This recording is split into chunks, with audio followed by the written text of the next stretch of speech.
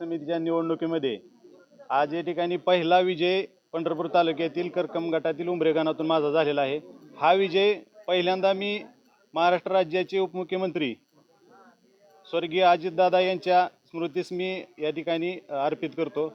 आणि उंबरे गणातील उंबरे, करोळे, कानापुरी, जळोली, सांगवी, बादलकोट, पेहे, नांदोरी या गावातील मतदारांचे तसेच जनतेचे सर्वांचे मी आभार मानतो।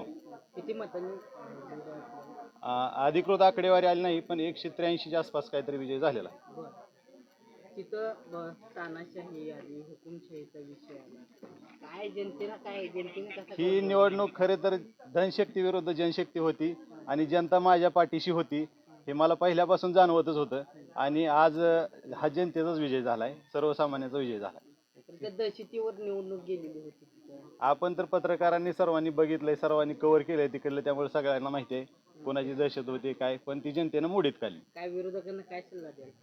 विरोधकांनी थोडंसं आत्मपरीक्षण करावं आणि येत्या काळामध्ये जनतेत मिसळून काम केलं तर निश्चितपणानं जनता स्वीकारते हे आज जाणवलंय, आज दिसून येतंय। धन्यवाद।